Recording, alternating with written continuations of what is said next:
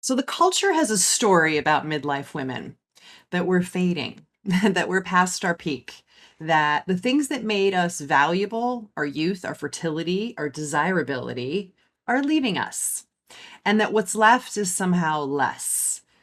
I want to make a different case today.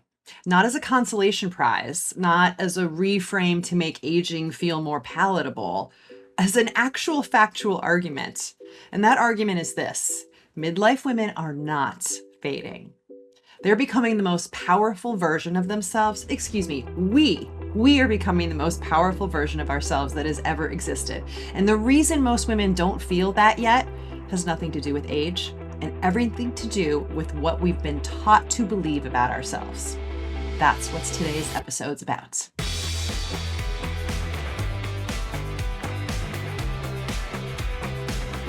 So, Barbara, I feel like when women come into our world, the ones who are either in midlife already or are approaching it, they almost always have a similar story that they're carrying, right? About what they've been told either implicitly or explicitly about what this season means for them. I'd love to hear in your words what that story is. Like what's the template story we've all been given about midlife and feminine? There's been so many stories. There's like threads of there's like this big story. It's basically like you're over, you're fired. Unless like you are funneling money into continuing to make yourself look like a certain way. Um, like like you're just discarded. I mean Yeah. I thought that's what I was taught, that like you're basically useless. Um, but what's interesting, Expired. The expiration date is passed. like you expired, yeah, like the milk, like you expired. We don't really know what to do with you. I mean, you could be helpful, like raising grandchildren or something. I don't know, like Yeah. babushka. Like you could be Yeah. a good babushka at like 45. Yeah. Yeah. Like youth is the cultural currency for women, basically. And Yeah, once you don't have that card to play, it's like just go knit in a corner or something like that. yeah. Um, and I think what's so interesting about that, what I keep coming back to, is that everything that the culture is framing as loss in midlife, I think is actually something else. Like, I think it's actually revelation. That's the word that keeps coming up for me. And I want to go through some of these so-called losses and name what they Oh, actually are, like name the revelation. You know what I okay. mean? Okay. Yeah. So, if we take the things that women are told they lose in midlife, right? The need to be chosen, for example, the need to be approved of, the requirement that we tolerate situations that don't fit us, that don't feel right, right? That we like smush down that intuitive hit that says, this isn't okay, this feels weird, right? What do you actually see happening when those things fall away? Well, actually, so first I just want to also add, women are taught, like I was taught, the loss is like as you get older, your sexuality, you lose it. You lose your Oh, for sure. desirability. Like you lose your desirability also. So like that's part Yep. of what makes you expired. And then what I actually think that instead, like the gain is Mhm. you gain discernment, Yeah. you a deeper relationship with your body, an ability to hold more pleasure because you have so much more life experience and awareness that you can be just like, fuck that. I'm not listening to that. If you choose that, right? You now have a choice. You might not have known you had a choice. You might still not know you have a choice.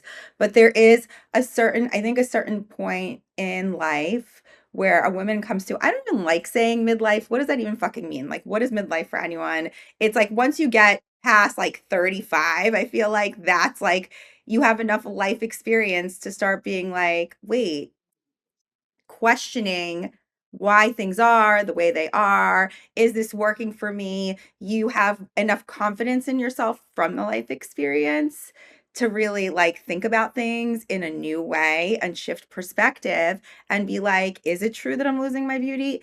Is it true that I'm losing my sexuality? Maybe not. Maybe I feel more sexual now than I did when I was 20. There's courage to tell the truth without like worrying about consequences or hurting somebody else's feelings.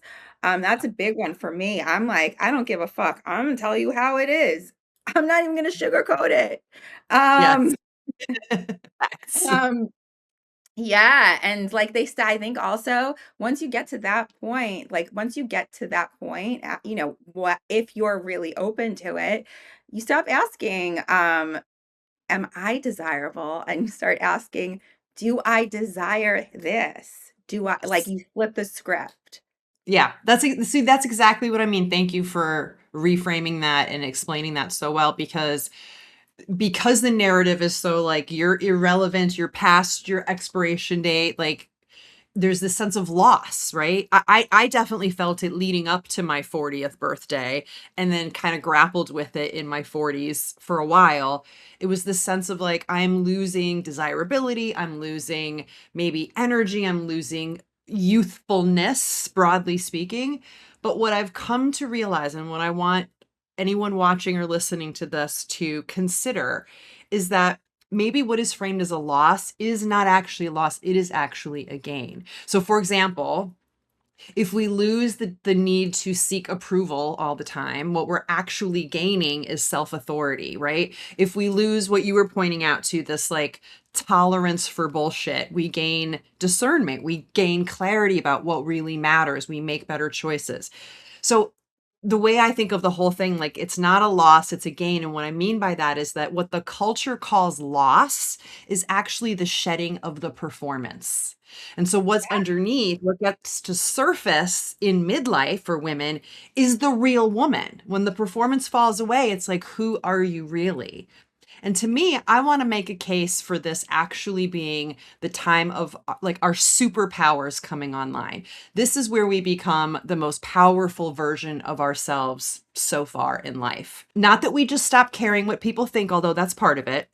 But I want to actually go bigger because I genuinely believe that a woman in midlife, a woman who has done the work, who has lived, who has survived and created and loved and lost and rebuilt, is one of the most powerful forces on this planet, period. And here's why. If I were making the case, like the real case for why that's true, why we're uniquely powerful, I would put a couple things on the list and I'm curious what you would add to it. So, number one, I would say our intuition is so sharpened by years of fucking ignoring it and paying the price that we're like, for me, I'm like, I am never not trusting that intuitive hit again. Like, I'm going to listen to that first before I seek advice, before I talk to my girlfriends, before I draw tarot cards or like call my therapist, right? I'm going to listen to what I feel. Like, I think that is a fucking superpower to trust that and be like, that voice comes first. I also think the sexual sovereignty that I've experienced in this phase of my life, right? That like my desire is no longer about being chosen by someone else. It's like what you were saying. It's about me choosing what I want, what brings me pleasure, what turns me on, etc.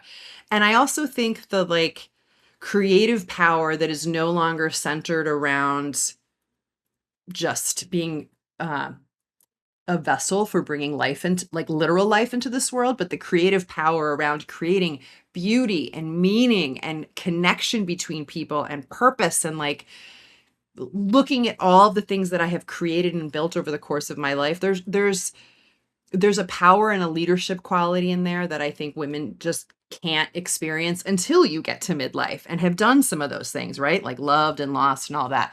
So I put those things on the list. What would you add to make the case for why this is a uniquely powerful time for women, midlife specifically? I think by a certain age, again, like 35 plus, by Yeah. this point, you've loved, you've lost in some ways. Yeah. You've had successes, you've had failures, you've had your heart broken, and you didn't die. You know, so you're like, wow, I made it this far, and the things that I thought that were going to be terrible aren't that bad. Like, I still got me. And that's life experience. And that creates deep self-trust. You know, you can't like think your way into self-trust. It's really like a lived experience. So the more It is, you yeah. like take risks, you take chances, you actually challenge the internalized patriarchal beliefs that say you can't have orgasms or something's wrong with your body or you've got to look a certain way. And then you challenge that, you show yourself like, wait, that was a lie. And I just proved that to myself, and that restores units of self-trust. And Yeah. that takes time, it takes experience. I also think that once you create, like, realize that you tap into, like, it's so special, like the erotic life force energy that is always available to women, but it was taught to us from a very early age for us to turn it off. And when you're like, I don't give a fuck, like, it's my image is not as important as my well-being, as my fulfillment, and you go that way, you start to know how to work with energy and your Yeah. energy, and work with people and their energy and, like, your auric field. Like, Yeah. it's a vibe, right? So you're like, you start to be able to know how to use flirting with anyone, anywhere, to, like, get the thing that you need that day, or flirting with life. Like, you're not worried that somebody else might take it the wrong way or try something weird. You understand how to work with the energy so that it supports you. Yeah. Yeah, totally. I agree with that, and I would add that, it's like the wisdom that we talk about, but it's not just wisdom from lived experience only, it's also like the discernment, the pattern recognition, right? From decades of lived experience and seeing that. It's the ability to hold space for someone else's pain without being destroyed by it, or to be able to hold two truths about one person at the same time, right? That they're both a good person and they did a bad thing. Like those types of things I think are just really hard to access when you're younger. They don't come with youth, they come with experience. They are only accessible to us at this stage when we step into, again, what I am now calling the most powerful phase of a woman's life. But I think, the culture worships youth so much, in part, maybe in large part, because it's easier to control. And these things that we're talking about, a woman who knows herself, right? Who has lived enough to see through the manipulation, who no longer needs external validation to feel real, she is much harder to manipulate. And that is threatening. And that is why midlife women are made to feel invisible, right? Not because they have less power, because they have more. Okay, like I want, like, are you all listening? Like this is, I think, this is the message that I want to scream from the rooftops, because I think this is why not every woman is experiencing what we're talking about, because a lot of us are still buying into that narrative that you are only valuable while you're young and smooth and hairless and compliant and obedient, right? And the minute you start to go, wait a minute, this is a whole lot of bullshit and I'm not interested anymore, now you're a problem. Now you're difficult. Now we need to do something to rein it back in. So what are we going to do? We're going to pull on your insecurities. We're going to tell you that you're not relevant and you're not sexy and no one's going to want to fuck you, and just go knit in a corner and be quiet. Right? So it's more like what's coming through is that basically here's the deal. And I mean, I think this is like the biggest shift for me. It was like, once I learned what my own inherent value was, like once I really connected to my deep self-worth, because for much of my life, like my value was taught to me as how I looked. If I looked a certain way and presented in a certain way, then the right man would marry me and love me and maybe take care of me. I don't even know. I don't even know what the fuck that was, but the fairy tale. But once I actually was like, I am the most rarest jewel, and I don't need your validation to tell me I am the rarest jewel. I embody that I am the rarest jewel, and I applaud myself. I give myself my own standing ovation. It's next level, because then you're like, I don't care. They can tell me 24/7, you know, you have to look like this, you have to act like this, you have to be like this. And I'll be like, whatever, that's a lie so that you can make money. Like, Yeah. Yeah. yeah, like, I know what is true. I've tried it the other way, and the other way actually suits me better. My life is better. I create more money from this way. I have better sex from this way. I have, like, more fun with my friends this way. I have more fulfilling relationships. I have a beautiful life from this way. So I'm going to stick with this way, but thanks so much for your Yeah. POV. I love the way you just frame that, because it's almost like a dare, um, to the women who have not yet joined us in this, on this side of the equation, right? Because I think if what we're saying is true, and I believe that it is, right, that we are most powerful now, the question is like, why doesn't it feel that way for most women? Why do so many women show up inside the Sensual Sisterhood or at your doorstep or mine to work with us and say, but I feel numb. I feel invisible. I feel like I'm losing something and I don't like that. And I think that the gap between the power that's actually available to women in this season and the experience so many of them are actually having is because decades of this conditioning doesn't dissolve automatically. It doesn't dissolve because you turned 40 or 50 or 60, right? Like we have been trained away from feeling our own power. We have been self abandoning for decades because that's what we get rewarded for doing. And there's a big difference between having power and being able to access it. Agreed? Absolutely. And I also think that once you actually feel your power through your body, not as an idea, not as a concept, but as like a full life activation, a full body activation, that is when you're like, I can't not be valuable. Like, this is ridiculous. Like, it's so like, I can't even believe that I ever thought that I wasn't worthy because it will blow your mind. I mean, that's the benefit of keeping people disconnected from their bodies because if they can't feel their power and life force through their whole body as a full body experience, yeah, you're going to wonder, am I valuable? Do I have, like, you don't have, I didn't even think about having power. Like, because I was like, am I valuable by their standards? Right, Like that. right. So now it's like it's a totally different game. And like if you, I mean, if it's resonating with you and you're like, I am so done playing that game, it's so absurd, and you want to play a new game that actually feels really good to you and giving yourself permission to have hot sex and have new friends who with fulfilling life and all of the things, come play with us in the Sensual Sisterhood. Yeah. Yes, yes, yes, exactly. Yes. And I want to end this episode with a reframe, although I think we've already given you a few reframes, but this really important one, because I think the word crisis in midlife crisis, right, which is a phrase I feel like we're using less, but it's still in the culture.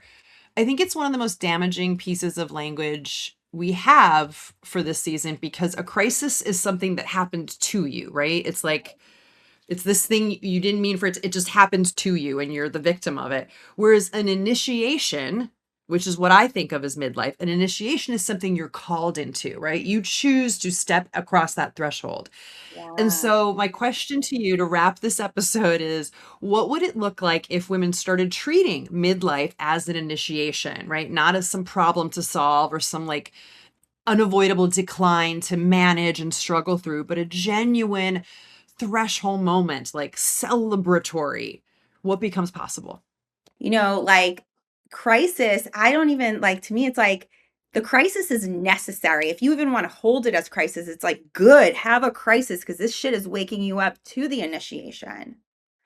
I like It's that. I like like you have been living, you have been living under a spell. This has Mm, been a lie. You should feel yeah. crisis because your body is like, wake up. Like, this is, it's like tornado. Like, the mother is waking you up. Like, wake the fuck up. Like, we can't live like this anymore. So it should feel like a crisis. It's almost like it reminds me of like the tower card in tarot. Like, it's Hmm. not, it's the thing is, crisis to initiation. It's not a bad thing, but if you hold it as bad, that's a different story. It's like, this is the moment where you're really being awakened Yeah. to a new Yeah. way of life, a new Yes. opportunity of like leaving all of the internalized patriarchy behind and transmuting it and turning all of that ache into art, into a beautiful life moving forward, doing all of the things that are still deep down whispering to you, all the desires that are still whispering to you, you got to do this. You got to do that crazy thing. You got to like, you want to go be a sailboat captain. Like I Yeah. know, we know a woman who was like, I want to be a sailboat captain. And it's like she was making herself wrong. For years she wanted to do that. And it's like, fucking go, bitch. Like live Yeah. your Yeah. life. But it's no, I would never do that. And it's like, why? Why are you making it wrong? But when you allow the crisis to move through, when you allow the initiation to take place, then you're like, yeah, actually, why can't I? Oh, yeah, I can. So I'm gonna go do it.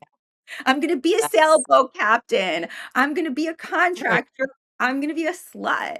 I'm gonna be all of it, Yeah. I'm gonna fly planes, and I'm gonna go to, like, Africa and work on nonprofits. I'm gonna help, starving children. I'm gonna do all of the things that I am deeply desiring to do, and, Mhm. like, I don't care what anybody else thinks or what anyone else Oh, said. yeah.